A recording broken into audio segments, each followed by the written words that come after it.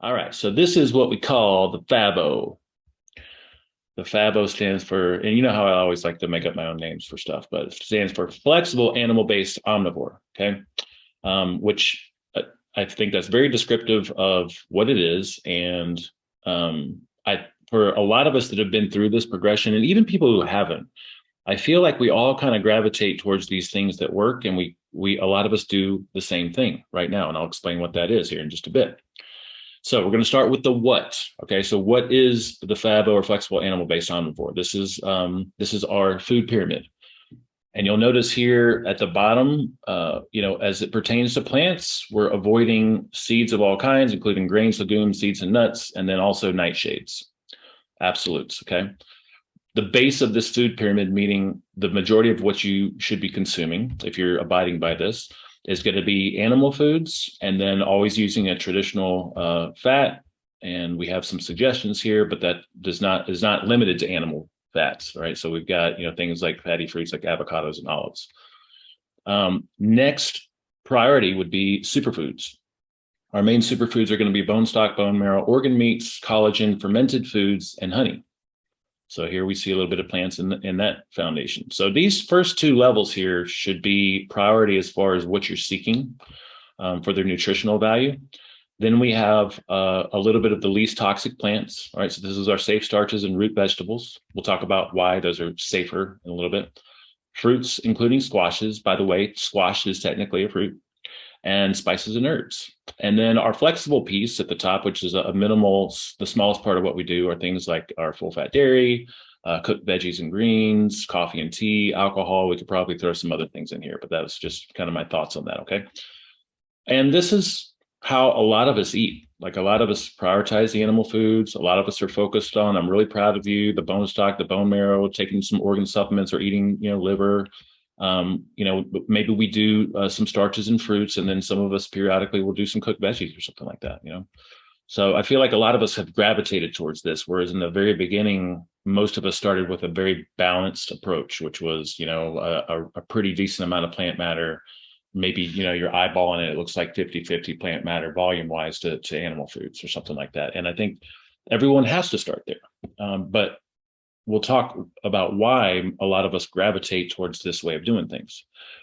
Now, within this kind of FABO concept, just to reiterate, we've got the seeds and nightshades that we're probably not doing that much at all, unless it's like spices and seasonings or something like that, depending on what you tolerate. Okay. And this is plant matter stuff. We've got non-sweet fruits.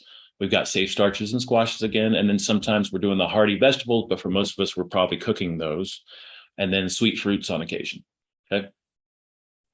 So how we're going to do this together. Again, today we're covering the first phase, and this is going to last us for 2 weeks. Then on October 15th, we're going to move to only fruit, starch, and honey, aside from the animal foods piece of it. Okay.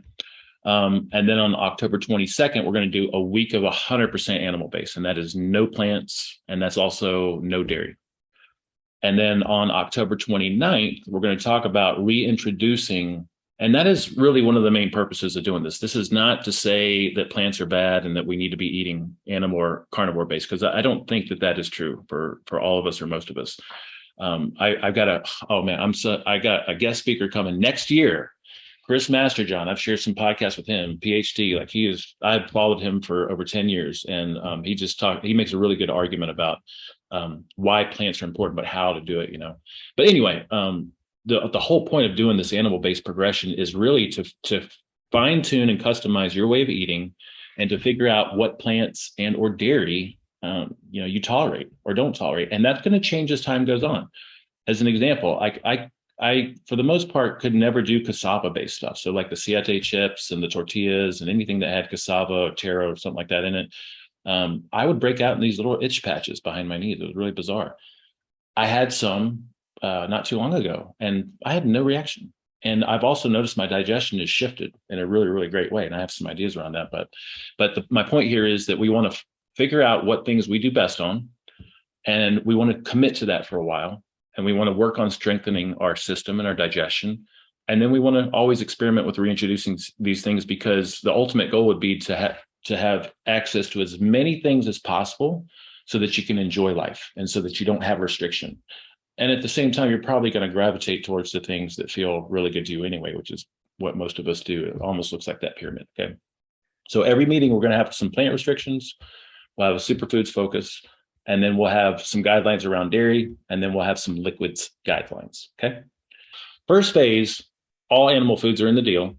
And when I say first phase, these first 2 weeks, that includes eggs. Eggs are animal foods. We get that question a lot. All traditional fats, that includes the plant-based fats, coconut oil and olive oil and avocados and things like that.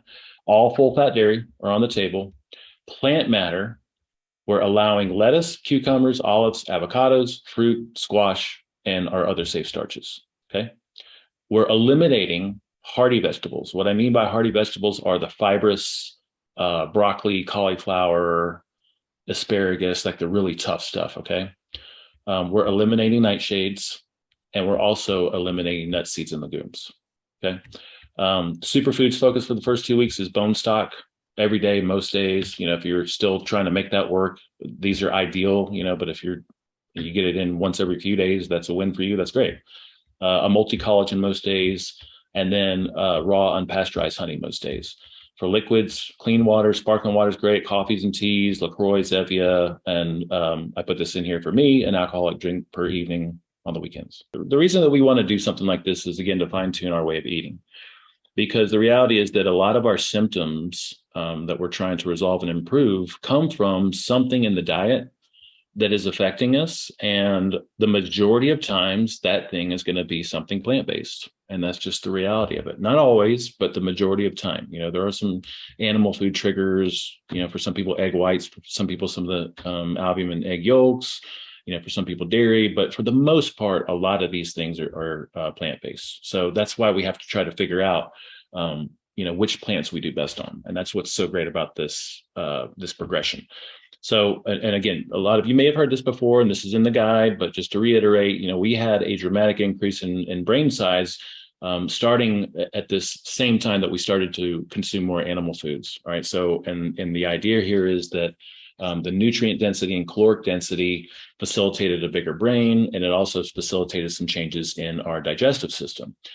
And then this followed by a decrease in our stature and our brain size. And this coincided with the advent of agriculture and the consumption of a lot more grains and grain-based foods. Right. So, and again, the idea here, you can intuit, is that, we were consuming a lot of nutrient-dense foods, calorically dense foods, and then we transitioned into something more convenient, but not as nutritional and maybe anti-nutritional in some ways. And this is what resulted in the decrease in our stature and opening us up to more of a disease state.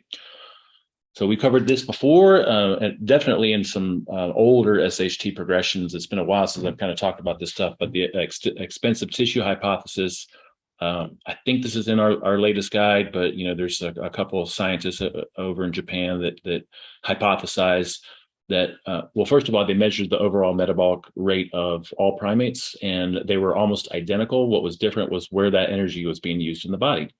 And they hypothesized that the bigger the brain, then, because the brain is very energy demanding, then something else had to compensate. And so they theorized that the bigger the brain of an animal, or of a primate specifically, then the smaller the digestive system and the smaller the gut, because this is where we had to compensate with our energy. Now, there's a way that our bodies did that.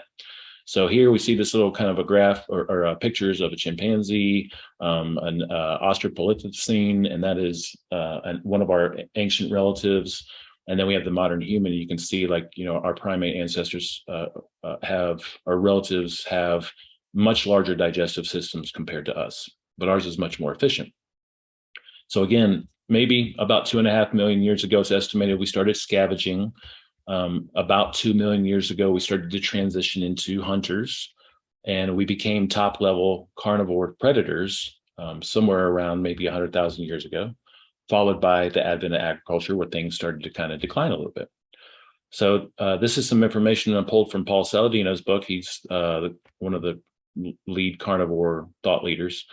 Delta 15 nitrogen isotopes are these things that we can measure in animals to figure out where they fall on the trophic level. All right. The trophic level is, if you look at like omnivores, carnivores, herbivores, you can also think levels, as far as like a hierarchy. Okay. So the higher the delta 15 nitrogen isotope, the more clear it is that that animal is consuming animal foods, or the more clear it is that that animal is at the top of a trophic level, meaning that it's consuming the things below it. Okay. So herbivores have on average 3 to 7%, carnivores 6 to 12%. And then we look at Neanderthals, and they were 12%. They were at the high end, the high range of the carnivores. Okay. So this implies that Neanderthals, one of our most recent ancestors, was completely carnivorous. And then Homo sapiens are even higher. Now, this is before modernization. Okay. We'd say Homo sapiens maybe around 100,000 years ago. Okay. So I think that's pretty definitive proof, that there was a time that we spent a lot of our time, if not most of our time, as hunters and as eating a lot of animal foods. Now, this does not mean that we need to avoid plant foods. We're just trying to explain the idea here and why we want to go through this progression. So when we talk about the human digestive system, a lot of people say, yeah, we're all individuals, right? We're all different. And we are all different, but we're all the same species. We're all the same animal, all right? Just like you have, every rabbit is an individual, but all rabbits eat the same thing. And all zebras eat the same thing. And all lions eat the same thing. Even though they're all individuals, it's the same thing with human beings. We're all individuals, but we have identical anatomy. We have identical digestive systems. All right. So then the question is, what is it that we're supposed to eat? And if you look at this trophic level kind of pictograph here, we've got this beautiful cycle where we have the producers are the plants that are able to take sun energy and minerals and nutrients from the ground and water and convert that into themselves. And then we have herbivores that consume the producers that then convert those producers into themselves. And then we have the omnivores and carnivores that can consume those things and convert that into themselves. And then we have the decomposers, once we die, and then we go back into the soil, and it's a beautiful cycle. So again, just talking about, what are we designed to eat? If we look at the flesh of some animals that look very similar, pigs, cows, chimpanzees, humans, we kind of look similar, but we're not the same because of our digestive systems, right? So majority of primates don't consume a ton of animal foods, although chimpanzees are known for periodic punctuated times where they do eat a decent amount of meat. And then we have the tarsier here, who is completely carnivorous. So we diverged a little bit, but if we look at the digestive systems of our different primates here, we see human beings have a very small colon, and all the other primates that we look at here have huge colons. All right, that says something. If we come over here to small intestine, human beings have a huge small intestine, and and the other primates have very small intestines. Humans have almost no cecum. Right. So this is saying something about our digestive system compared to other primates' digestive system. So if we look at how herbivores operate, okay, herbivores, they have these multi-chamber digestive systems, either hindgut, foregut, or like a cow, the four stomachs, regurgitating, rechewing. So what happens in these situations is they can take a lot of plant matter, which is why they have to eat all the time. They can take a lot of plant matter, and then through fermentation, they convert the plant matter into something that's not plant matter anymore. It actually turns out to be a lot of short chain fatty acids, which are then used to build the animal. Because it's like, if you look at a cow, you're like, how does a cow turn into a cow from eating grass? Well, the grass is fermented and it converts into something else. So we see here the black numbers are pre-digestion calories and amounts for these different macros. Post-digestion, it completely changes. And we see that we get a tremendous amount. We go from very low fat to very high fat. So cows actually turn out to be high fat eaters and a moderate amount of protein. So that's interesting, but we don't have the ability to do that. We don't have the ability to convert that. So again, if we're looking at, the size of our gut is very small compared to other primates. And that's because it does something different. So what happens is, since we have this really big small intestine, the small intestine is where all the absorption of nutrients happens. Okay. So the implication here, or the idea, is that the bigger the small intestine, the more nutrient absorbing, and the smaller the large intestine, the less fermenting that an animal can do, because that is where the majority of the fermenting happens. So we do really good on nutrient and caloric density, meaning eating nutrient, because that's what our digestive system is geared for. It's geared for absorbing nutrients. We don't have this capacity to ferment like herbivores and fermenters do. We do best on direct nutrient assimilation. And we've said this many times, but it's always worth reiterating that if we want specific nutrients, we can't depend on converting. Okay, so we need that specific nutrient. So if I want vitamin A, I have to eat vitamin A or consume what has real vitamin A. A fermenter, a converter, can consume beta carotene or some of the carotenes and convert beta carotene. And this is, the plant-based movement sometimes gets confused. Think, you always hear eat a lot of carrots for the beta carotene. It's good vitamin A, but it's not vitamin A. It's the precursor to vitamin A. We don't do a very good job at converting that at all. Same thing with vitamin K. We can't convert vitamin K1 into K2 very well, which means we do really good eating just K2, which is the animal version of that fat soluble nutrient. So the point here is, because we have this large small intestine that is geared for nutrient assimilation and we can't ferment, we need to eat the things that we want. And we do have a little bit of capacity to do some, there's some things that happen in our large intestine, but it's not anywhere near what our ancestors were able to do. So, and we also do really good on cooked foods. So it's worth mentioning species appropriate diets. And species appropriate means you just want to figure out what an animal's supposed to eat, and that's what the animal's going to do best on. So if you try to feed a tiger or a lion some plants, they're obligate carnivores. If you try to make them vegan, you'll kill them. Okay, and this should apply to all animals. So if we look at species appropriate diet for cow, they're herbivores. For chickens, they're omnivores. They're monogastric omnivores. They're so fascinating. When I was at Arnica's parents' place, or my in-laws, man, they ate a lot of chicken, because we'd have leftover chicken and we'd throw them the bones and they would devour that stuff. And they're like little dinosaurs, but they also eat anything. We throw out some fruit, they would eat that. They eat eggshells, they eat bugs. It's so fun to watch them chasing crickets and grasshoppers and stuff, butterflies. So anyway, pigs are also omnivores. Okay, we've got some specific foods listed here. Mackerel, sardine, anchovy, herring. Did you know that they're carnivore? Pretty interesting, right? Salmon are carnivores, and then humans are omnivores. But I feel like most humans are going to do, if we have the spectrum of omnivore, and you have in the middle a very good balance, and then you have at the one end of the spectrum, you're kind of animal foods heavy, and the other end of the spectrum, plant foods heavy. I feel like most humans are going to do better on that animal foods end of the spectrum. So, and then real quick, what if we look at the fossil record? These are human dung. This is human poop, and we have human poop going all the way back to 50,000 years ago, and after that we have records of humans. So, and there was no evidence of plant fiber whatsoever in human poop. No seeds. There's maybe some ideas or theories where maybe it was there and some animals or scavengers took it out, but this is kind of confirming evidence that in our recent ancestry, our recent history, we were top level predators. And it kind of makes sense.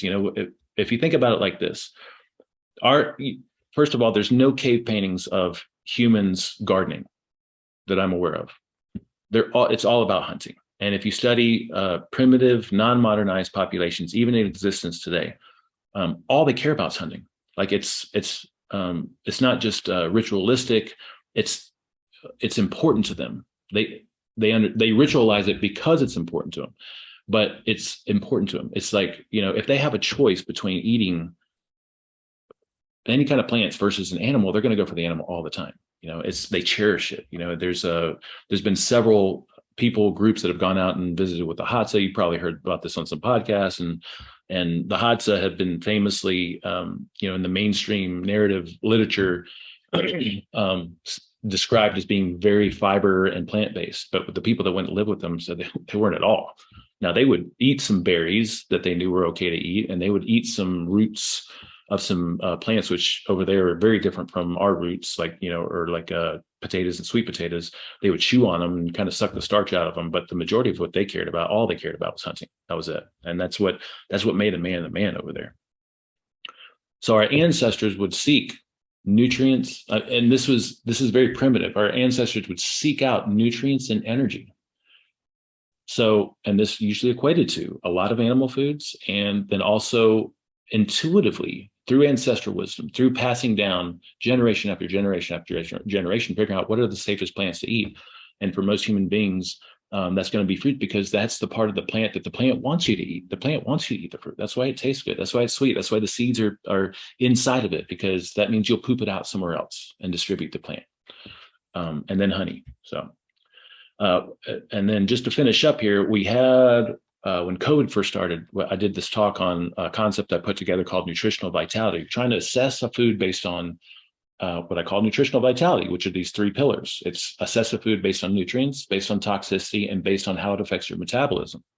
And we went through some examples. So some of the arguments for plants, and I'm not discounting these, not in this talk. Next talk, we'll talk about some of these things like polyphenols and stuff.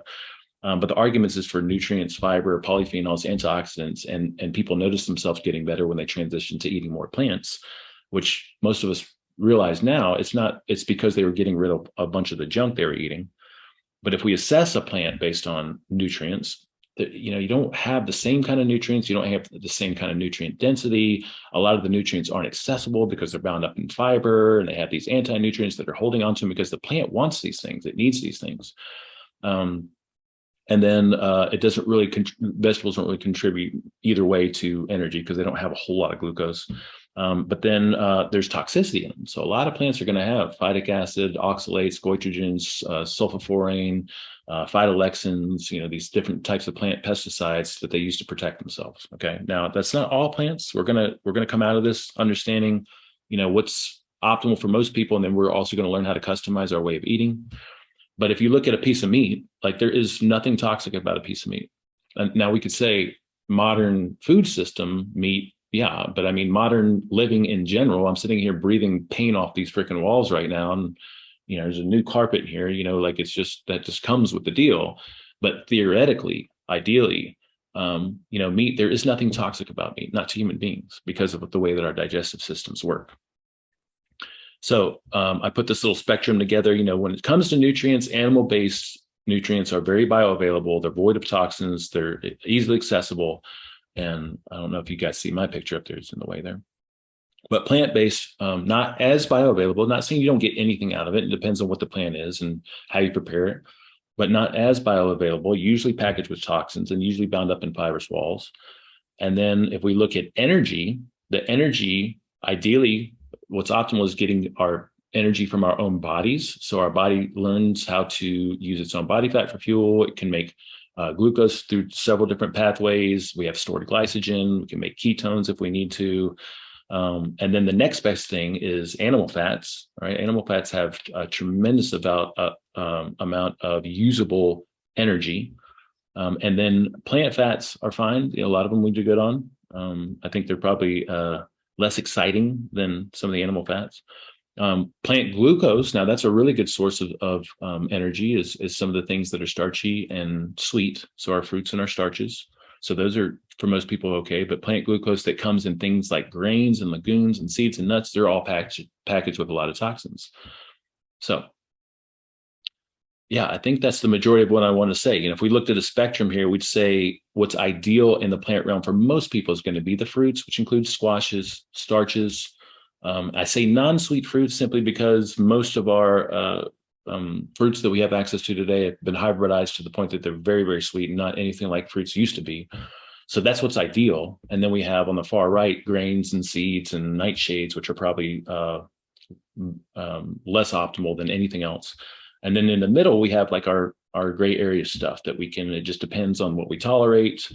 It depends on how we prepare them and things like that. Just to end on this, now we have our guidelines. And if we look at our guidelines for these first couple of weeks or whenever you start is all animal foods are in play, all traditional fats, including the plant-based fats, are in play because we're going to progress to taking some of these things out. Full fat dairy, all full fat dairy in play for plant matter, lettuce, cucumbers, olives, avocados, fruit, squash, safe starches, except for potatoes. And then we're avoiding hearty vegetables, nightshades, nuts and seeds and legumes. Superfoods focuses bone stock and collagen, and then honey. I like to try to at least get like a tablespoon in. And then we have our flexibility with some of the liquids here. Okay. Now, if we're trying to get an idea on how to structure our meals, for those of you that have been paying attention, we had an amazing protein talk not too long ago. If you haven't watched or listened to that on optimizing protein, I put a lot of work into it. And I'm not saying that because I want any credit. I'm saying it's a lot of great information. Okay. I feel like one of the best talks that we've had. So, but anyway, if you're planning your meals, ideally, most of us are probably used to this by now. You start on the weekend, you look at your week and think about, okay, how am I going to do this? What do I need to get? What do I need to go to the store for? Most meals need to be 30 grams of protein plus. Okay. So, and I have here some notes. This equates to a quarter pound to a half a pound of meat, or a can of tuna, or 5 to 6 large eggs. You can use supplements such as whey isolate and essential amino acids. At each meal, you want to consume your protein first, to make sure that you're getting the protein that you need. Okay. Then this is like an SAT macros, by the way, 30 grams of protein per meal, half a cup of carbs, whether you eat 2 or 3 meals in a day. I think that's perfect. Half a cup of carbs, half a cup of berries, half a cup of rice, whatever it is per meal. Okay. And then you use your traditional fats as you need to cook. You're not looking to exaggerate it or be skimpy with it. And then vegetable sides to fill in the remaining hunger. I think that's a pretty good strategy. Now, for us, we have our guidelines now for what vegetables are in. But if we measure out our protein, measure out our carbs, use the fat as needed, and if we still have some hungerness, we've got some sides maybe that you prepped over the weekend or that you can go to really quick, or a handful of greens or something along those lines, I think this is an ideal way to do things. Bone broth daily. I can't recommend that enough. First level supplementation doesn't really cost you. It's not like you're buying a supplement, right? And then a quarter pound of liver every week. That could be chicken liver or beef liver. A lot of us do supplementation too. Okay. I cannot eat 5 eggs in one sitting. So, I mean, even a half a pound of meat, that's all I get to eat. There's no more room in my stomach for any more. Yeah. Well, so meat is going to be way more protein dense than eggs. Eggs are a lot of other stuff, right? And it's a lot of good stuff. So you got the yolk that has a lot of great things in it. The white has a lot of protein, but that's why, it's like, meat is always going to be more protein dense. Okay. So it's going to feel like you're eating less. And I'll usually for my first meal, most days I'll do like 5 or 6 eggs. I feel great from it, but it is a lot. But a quarter pound of meat, I think all of us can do. Okay. A quarter pound is like a quarter pound patty from McDonald's or something like that. I think you probably want to go above that, because a quarter pound, depending on the meat and the cut and the fat content, can be right under 30 grams of protein. So maybe ideally it's like a third a pound of meat up to a half a pound of meat or something like that.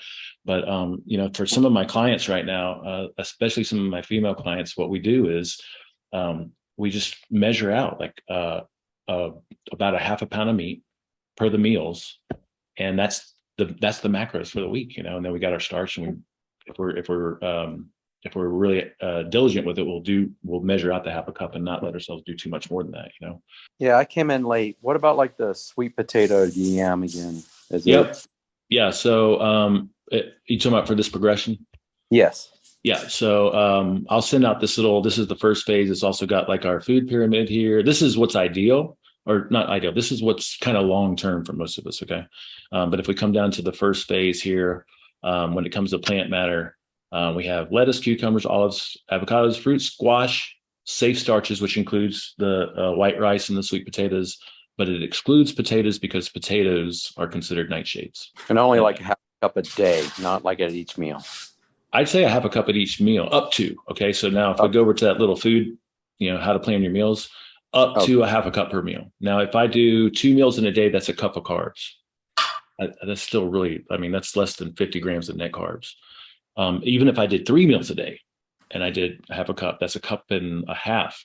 And that's still, probably around maybe 60 grams of net carbs or something like that at the most. So it's still kind of low carb, but that's also completely optional. I definitely feel better not doing carbs at some meals and then carbs at others. And then I also do better with a low amount of carbs.